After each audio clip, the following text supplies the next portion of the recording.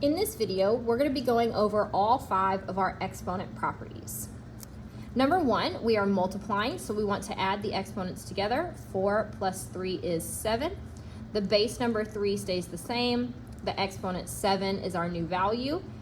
That is the correct answer, so that statement is true.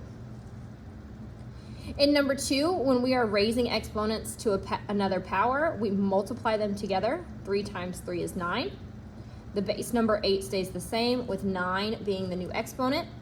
It matches what the page has written, so that is a true statement. Dividing means we subtract the exponents. 8 minus 4 is 4. The base number 4 stays the same, and 4 is our new exponent. That does not match what the page has written, so that statement is false. When we are dividing, we subtract our exponents. 7 minus 7 is 0. We know that anything to the 0 power has a value of 1. That does not match what we have written. It should be 9 to the 0 power, not 9 to the first, so that statement is false. Number 5, when multiplying, we want to add the exponents together. 3 plus 2 is 5. The base number 5 stays the same. 5 is our new exponent, which does not match what the page has written, so that statement is false. 2 to the 0 power, anything to the 0 power is 1, so that statement is true. When raising to a power, we want to multiply the exponents together. 4 times 5 is 20. The base number 2 stays the same, and 20 is our new exponent. It does not match the answer 2 to the 9th, so that statement is false.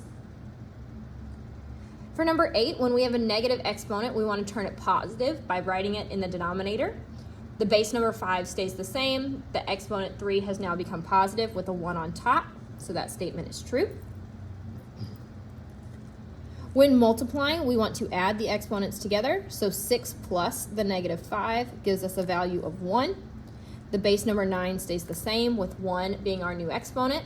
The values match what the page has written, so that statement is true. For number 10, dividing means we subtract the exponents. 12 minus 12 is 0. So we would end up with 6 to the 0 power, which does match what the page has written. That statement is true. Number 11, we start by wanting to multiply the exponents. 3 times 2 is 6. So our equation is 7 to the 6th power times 7 to the 10th power. When we're multiplying, we want to add the exponents together. So 6 plus 10 is 16. 7 to the 16th power does not match 7 to the 15th that the page has written, so that statement is false.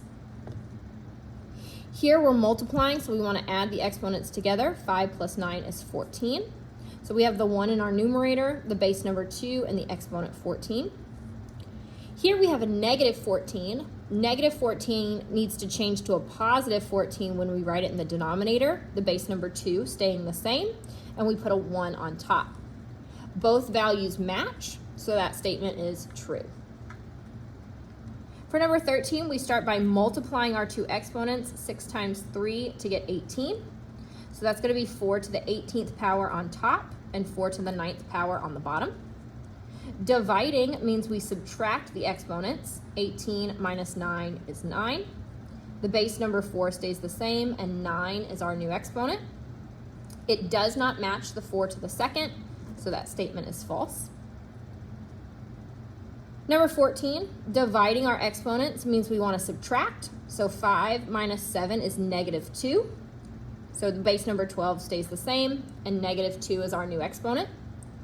In order to change a negative exponent into a positive, we keep the base number 12 the same. The negative 2 becomes a positive 2 when we write it in the denominator, and a 1 gets put on top. That matches the 1 over 12 to the 2nd power, so that statement is true. And then for our last problem, we are multiplying, so we want to add the exponents together. 8 and 10 would give us 18, so that's 4 to the 18th power on top. Dividing means we want to subtract, so we would subtract the 18 minus 2 to get 16. 4 to the 16th power would be our answer. It does not match the 4 to the 40th, so that statement is false.